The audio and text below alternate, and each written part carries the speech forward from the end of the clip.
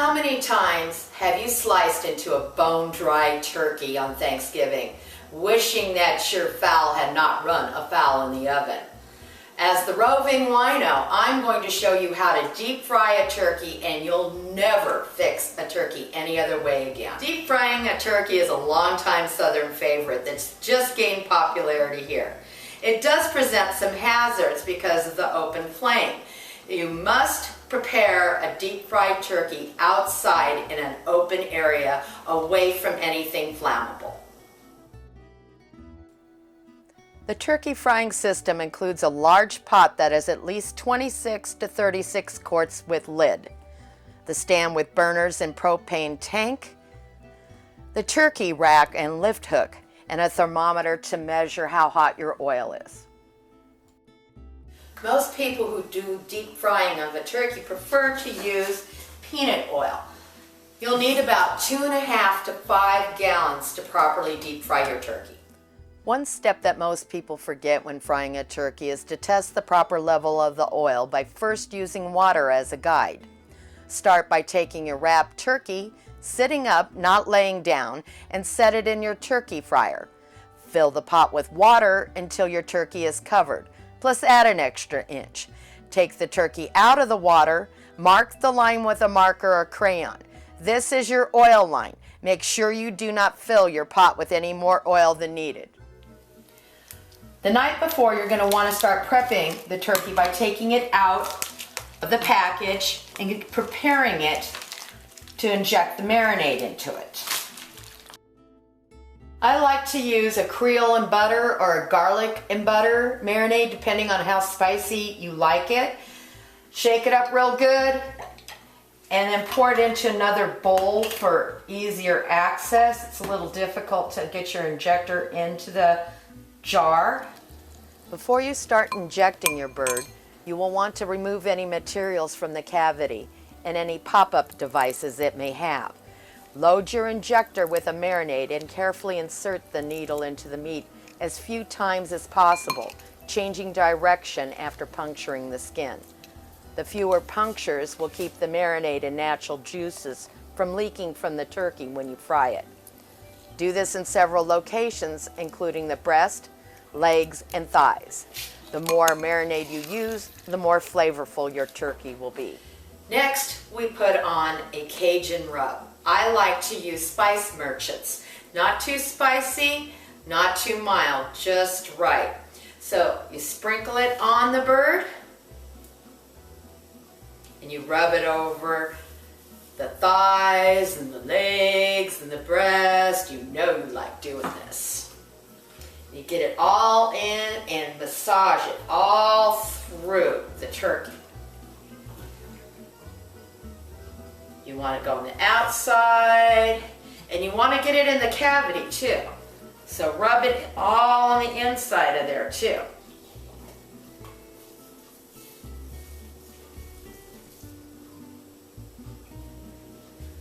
Get the legs and the wings, all of it really good. When you're through here, we're done for the night. Cover it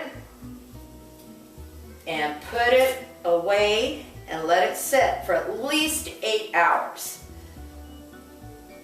And then tomorrow we'll take it out and we'll fry it for Thanksgiving.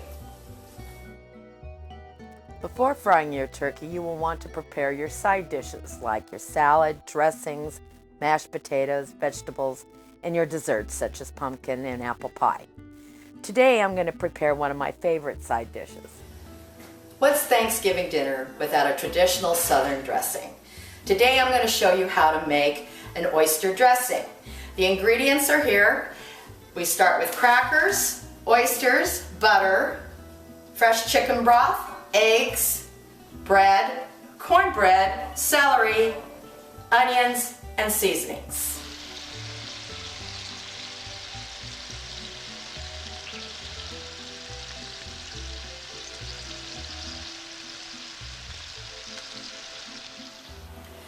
Once the onions and the celery is softened, you want to add your breadcrumbs, crumble up a sleeve of saltines,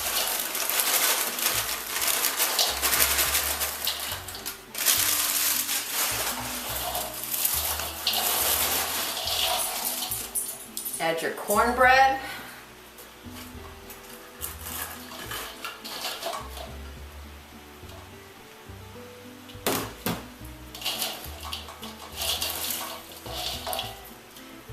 Then add your eggs.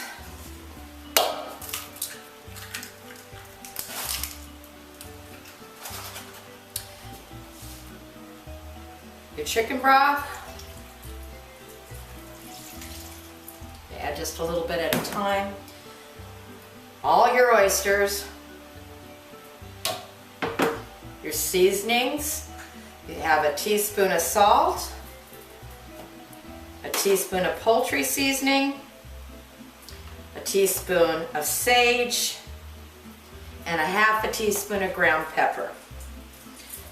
Now the fun part, you get to dig in and just mush it all up together.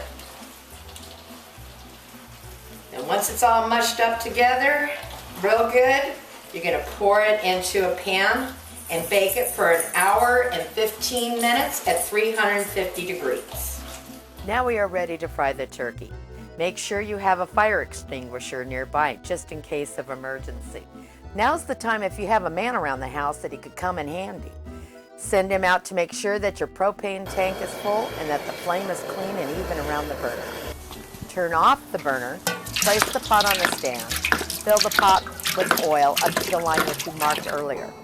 Relight the burner and wait for the temperature to reach 350 degrees. Well, it's the next day and it's time to lower the turkey carefully into the pot. Make sure that the flame is off and it was 350 degrees. Slowly lower it in.